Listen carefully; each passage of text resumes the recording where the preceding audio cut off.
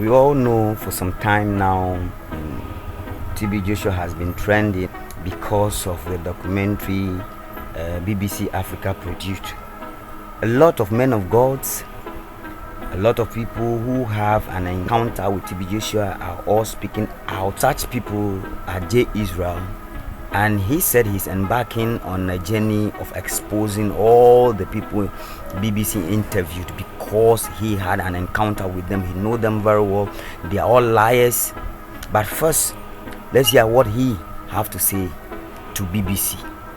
Dear BBC, this is J. Israel Sr., all the way from Zimbabwe, right here in Africa. In response to your recent documentary scrutinizing the character of the late African prophet TB Joshua, I deem it necessary today to articulate my sentiments and forewarn you of some impending truths that I shall unveil in due course. The individuals purported to be victims whose narratives were presented are not unknown to me. These are people that I know, and I assert my readiness to shed light on their testimonies because some of them are just liars who are looking for cheap social media popularity. The portrayal of TB Joshua as a malevolent and heinous entity accused of severe crimes against humanity compels me to invoke some biblical principles of fairness and compassion, urging a refraining from precipitous judgments. The Bible in the book of Romans chapter 2 verse number 1 says, "You therefore have no excuse, you who pass judgment on someone else, for at whatever point you judge another, you are also condemning yourself, because you who pass judgment do the same things." The so-called victims that you see speaking out, trust me, they also have their own flaws and their own imperfections. You are going to be shocked as I begin to speak.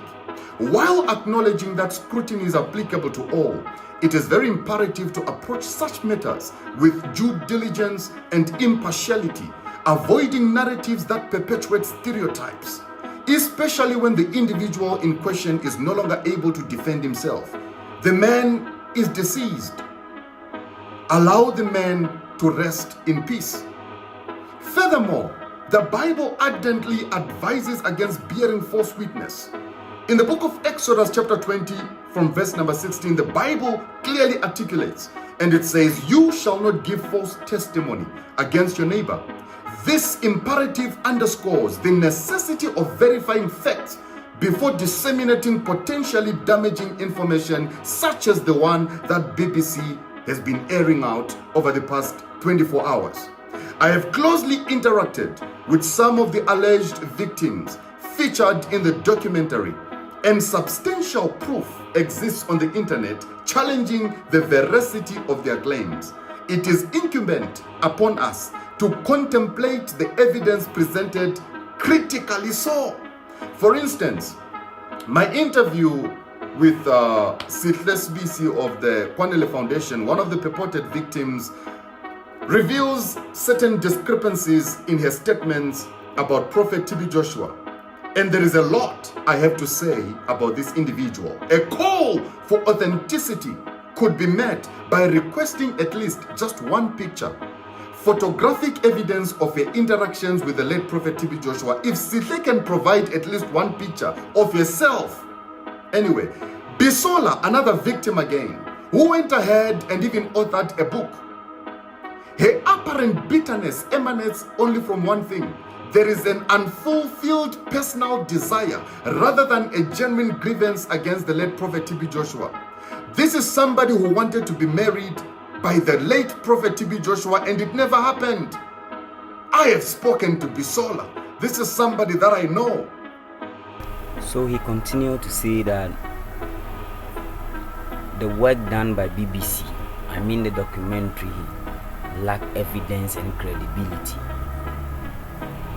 These are the words of J. Israel to BBC Africa.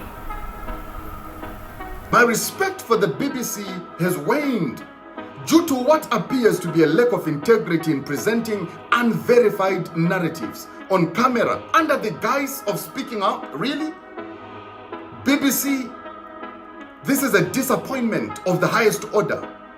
I beseech the BBC to exercise discernment and adhere to ethical journalism in the pursuit of truth, acknowledging the intricate nature of human character and the paramount importance of upholding biblical principles in the process. I can tell you one thing for sure right now. I can tell you one thing for sure at this point. Now listen to me, and listen to me very, very well. BBC, because of the people, the individuals, the alleged victims that you brought onto your documentary, that you brought to come and speak out, I can tell you right now that the authenticity of your documentary is porous. There's so much porosity to it, simply because the individuals that you brought to come and testify against the late Prophet TB Joshua are actually questionable characters. These are individuals who are out of line. And I can tell you one thing for sure. This is just the beginning. And this is the first video that I'm making. I am not defending Prophet TB Joshua. And trust me, for the very first time, I have to say this.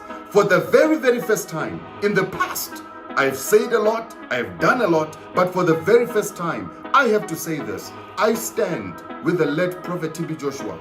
Hate me or love me, but I am about to give you some shocking truths about the so-called alleged victims that you saw speaking out in that documentary. My name is J. Israel Sr.